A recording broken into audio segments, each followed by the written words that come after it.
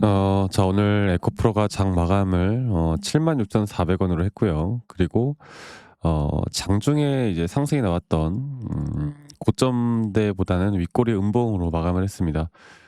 약간 아쉬운 모습이긴 한데 저는 "이 추세가 아직 절대 끝나지 않았다." 이렇게 또 저희 구독자방에서 여러분들과 좀 이야기를 말씀을 좀 드렸고 지금 현재 시간이 오후 9시 정도가 지나가고 있어요. 제가 이 나스닥장이 이제 좀 어떻게 되어 갈지, 또 우리나라 시장은 최근 이 나스닥이나 이 시장에 대한 변화에, 또 최근 이 나스닥에서 우리가 M7이라고 하죠. 이 빅테크 기업들의 실적 발표가 계속 이제 줄줄이 터져 나올 겁니다. 그러면 앞으로 우리나라 2차 전지 산업군에서도 이제 이 글로벌적인 시장의 흐름이 너무나 중요하거든요. 그래서 앞으로 나스닥 차트가 계속 신고가를 기록을 해 줄지, 그리고 우리나라 지수도 계속 좋은 모습이 나타날지, 그리고 이제 2차 전지가 예전에는 약간 개별 섹터로 좀 약간 떨어져 있는 섹터였다라고 보면, 이제는 반도체 AI 쪽 섹터 안에 저는 포함되었다, 이렇게 좀 봐요. 포함되었다고. 그래서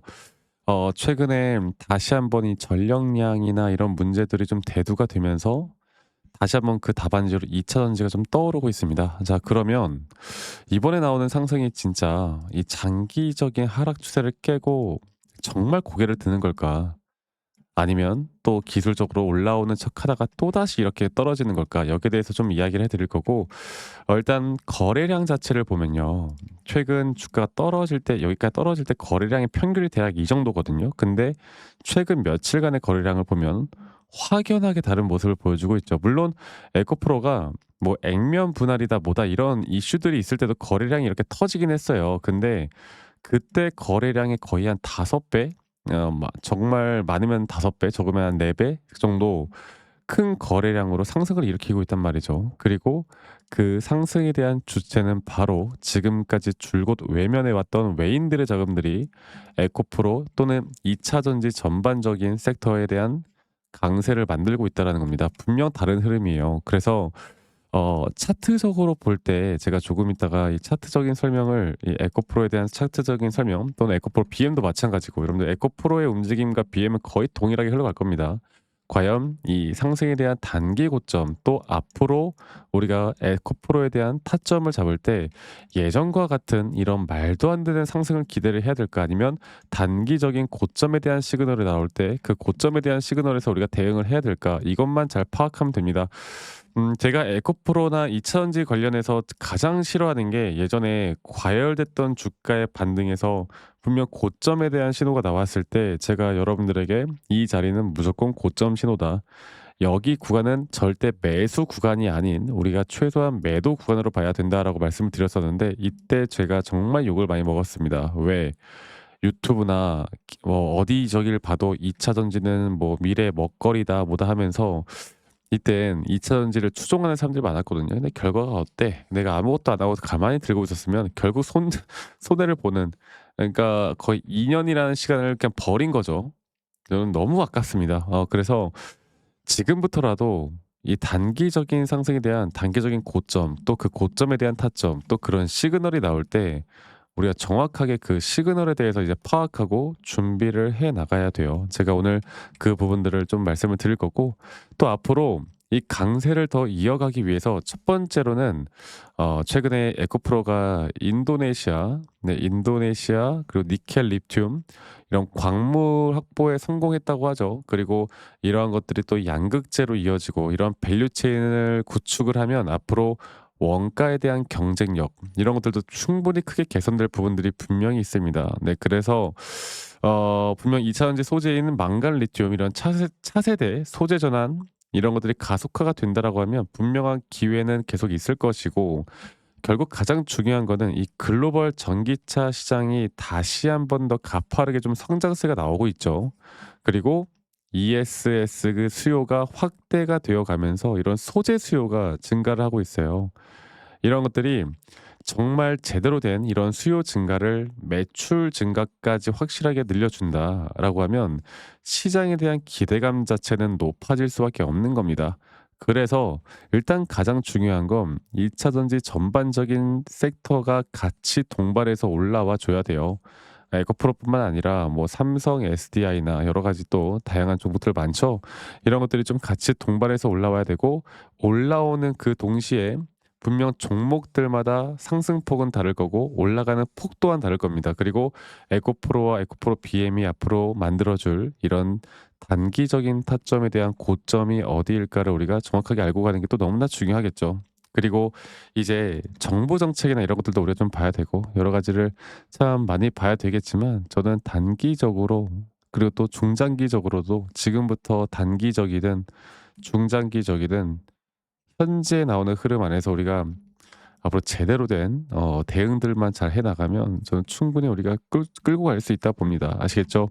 자, 제가 이 차트적인 부분들을 다시 한번 좀 보면서 이야기를 해 드릴 텐데, 여러분들 그전에 이 영상 시청하시는 분들 중에 아직 구독 버튼 안 눌러 주신 분들, 네, 구독 그리고 좋아요 한 번씩 눌러 주시는 거 잊지 마시고 많이 꼭 참여하시길 바랄게요. 제가 많이 또 이 채널에 저 혼자서 열심히 또 여러 가지 영상들, 도움될 수 있는 영상들, 타점 관련해서 이야기를 하니까 많은 사람들 구독 한 번씩만 눌러 주시고, 저는 여기가 이렇게 최근에 하락세기로 주가가 이렇게 내려왔을 때 이런 저점 이탈이 나오는 단계 있잖아. 이 저점 이탈은 나왔지만 더 이상 RSI 저점이 깨지지 않는 모습을 보면서 여러분들에게 또 저희 구독자분들에게 브리핑해 드렸던 내용이, 이 자리만큼은 우리가 뭘 해야 된다? 바로 절대 매도 관점이 아닌 우리가 매수 관점으로 이젠 바라볼 때가 됐다. 저는 2 차전지 전반적인 모든 섹터들이 그렇게 될 거라고 이야기를 좀 해 드렸고요.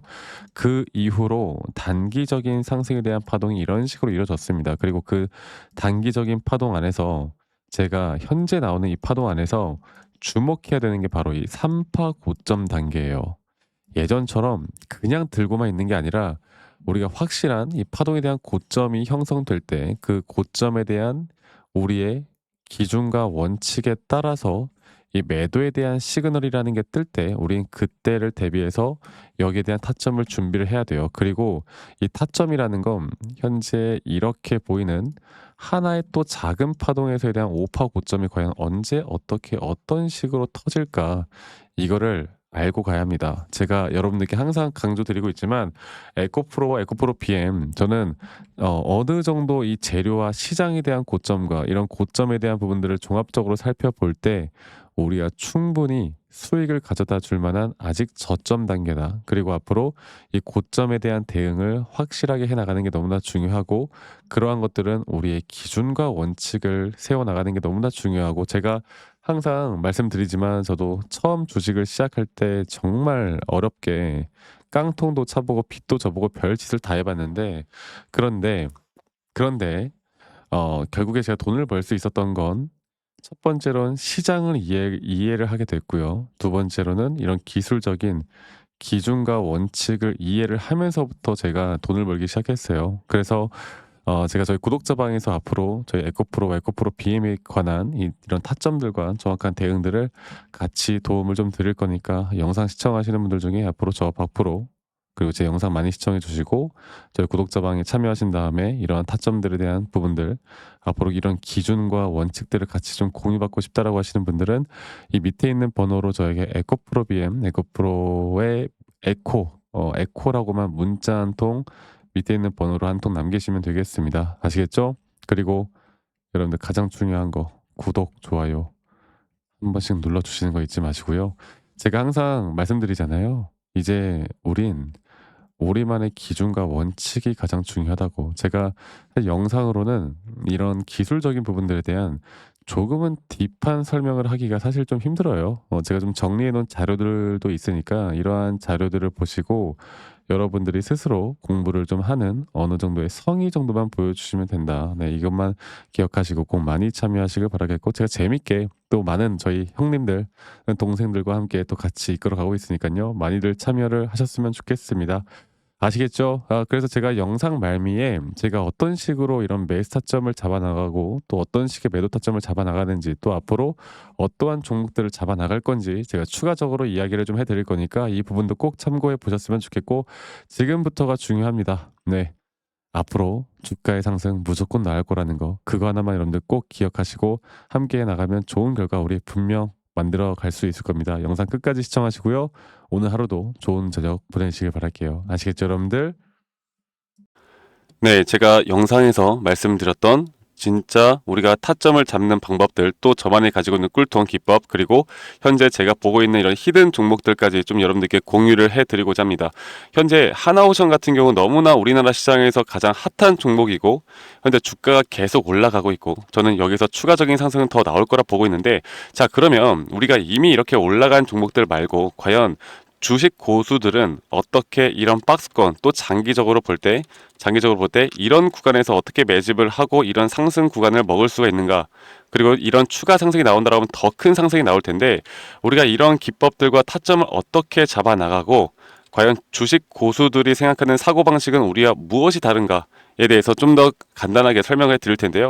일단 하나오션 같은 경우는 분명 이 저점 라인부터 이 박스권에서부터 계속 저점 이탈이 나올 때마다 이런 매수를 할 수 있는 시그널들이 나왔습니다. 매수를 할 수 있는 시그널들이 나왔고, 최근에 이게 2023년 1월 달에 나왔던 저점 이탈인데, 이 저점 이탈 15,000원대를 찍었을 때 주가가 상승하면서 한 번 더 저점 이탈이 나왔고, 이런 자리에서는 우리가 개미굴이라고 불리는 개인들이 대부분 다 매도가 나가고 고점에 물려있던 사람들도 포기하는 자리가 다 바로 이런 자리예요. 그런데 오히려 주가는 하락했지만 이 RSI 지표가 오히려 상승하는 상승 다이버전스가 걸리는 구간들이 있거든요.